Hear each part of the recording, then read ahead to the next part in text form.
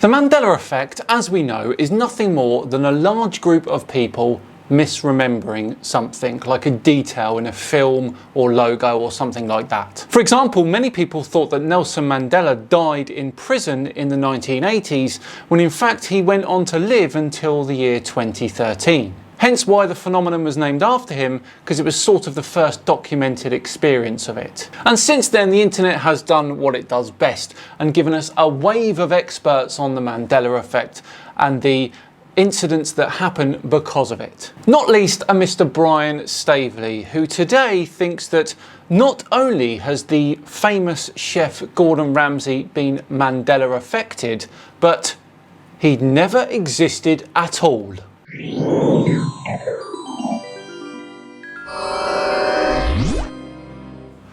Hello all and welcome along to another episode of Tinfoil Tuesday with me, Simon Dan. Thank you very much for joining me. Before we begin today, a big thank you to the sponsors of today's video, Surfshark VPN. Surfshark is a VPN service that makes online privacy protection easy and attainable, encrypting all that internet traffic sent to and from your devices and ensuring that your IP address remains hidden to make sure no one can see what you do online. On top of that, they block ads, trackers, malwares and phishing attempts, and unlike other VPN services, you can use it on as many devices as you want simultaneously. In today's day and age, the internet knows a hell of a lot about us. We're on it up to 6 to 8 hours per day, which is why you should care about your online data. Now, have you ever had an ad or banner on your device that brings to mind a feeling that someone's listening in on your conversation or reading your mind? And this is how your online data is being used against you. And you can use Surfshark to become resistant to this sort of targeted advertising. Click on the link in the description or go to surfshark.deals/SimonDan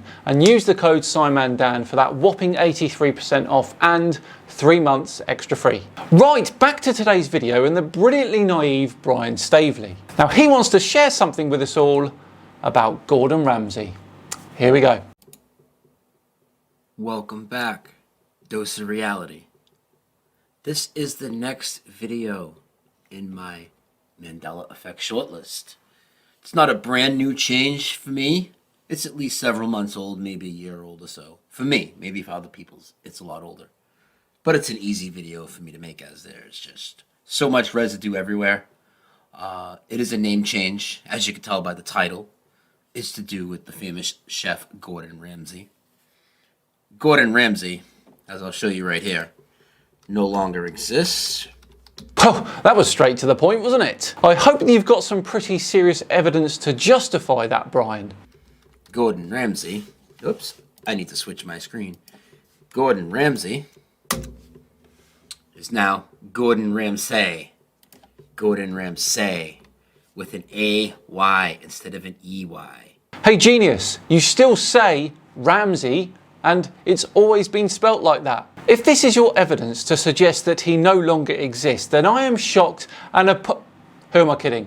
I knew this was going to be a bad showing from Brian. He was Gordon Ramsay. Now he's Gordon Ramsay. No, he wasn't. He's always been Gordon Ramsay, as you say. So I'm going to get into some residue to show you real quick. Some leftover residual evidence that shows that we're not crazy. And anybody that says there's nothing going on with the Mandela Effect and it's just a psyop, wow, they haven't even done a lick of research into this. To say that no changes affect you is mind-boggling. No changes affect me because there are not any changes. The Mandela Effect is nothing more than people misremembering facts about things. Maybe this one doesn't, but I do think that most people will be affected by this one. Most people remember Gordon Ramsay. Now Gordon Ramsay. Let's see some of the other people that remember. We have Express.co in the UK. Well, they clearly remember Gordon Ramsay with an EY. Gordon Ramsay with an EY. Yeah, they've spelt it wrong. Now granted, as a publication they shouldn't have, but they have.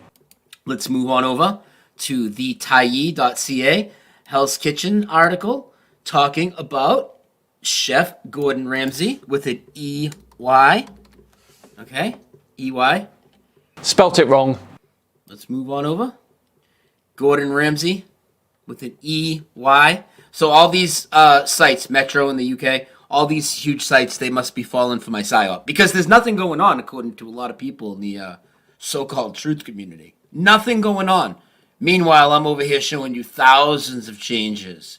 Huge historical events, all sorts of stuff. Yes, this is just a name change. Still big, especially if you remember Gordon Ramsay. You're not crazy, and your memory doesn't suck. And it's not an online psyop. Oh, almost. Now, it's not an online psyop, I agree there. And you're not crazy either, and your memory doesn't suck. Your memory's just not perfect. Gordon Ramsay with an EY, blastingnews.com. How about the Miami Herald? Oh, they want me to subscribe. Okay, well, we're not going to do that. All right, Daily Edge, Gordon Ramsay in the URL with the EY. Gordon Ramsay right here with the EY. Never been EY in this reality. Interesting. Everybody's falling for my psyop. I don't understand how reams of examples of how people have spelt his name wrong means that his name has changed. And that in turn means we've shifted universes, because that's what you think, isn't it, Brian? That we've shifted universes because of this change. Today.com, Gordon Ramsay with an EY. Wow, amazing. I love when people, supposedly misremember and misspell, as the debunkers and deniers try to say. I love how it's always the same way.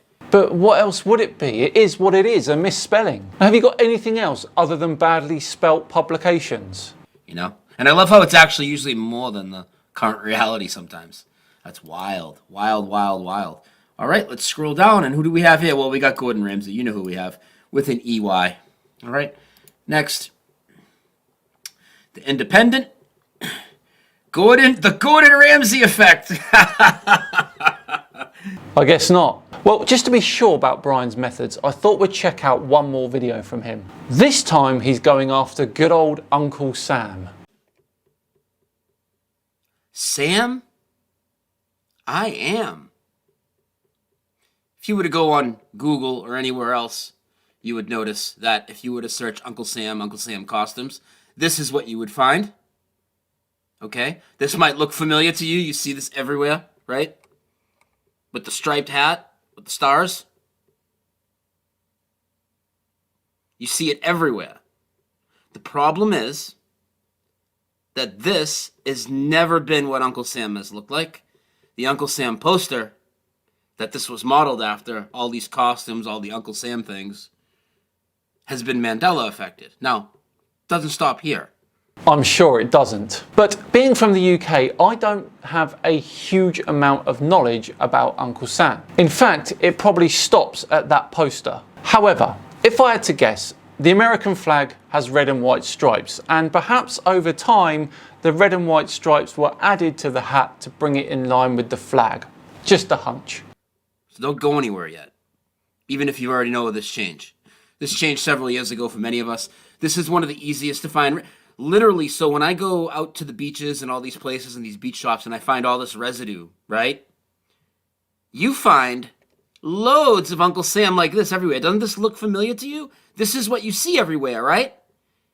I like how he's not highlighting the costume that does have the white hat. You don't even ever see this version. And this is what the actual reality has always been. What was that, Brian? You don't even ever see this version. And this is what the actual reality has always been. You don't even ever see this version. And this is what the actual reality has always been. Everything is based off the poster of Uncle Sam, yet they all use stripes. Anytime you buy an Uncle Sam hat, it has stripes. And you've never thought, hey, this looks out of place, right? Because it's not out of place, because you remember the stripes.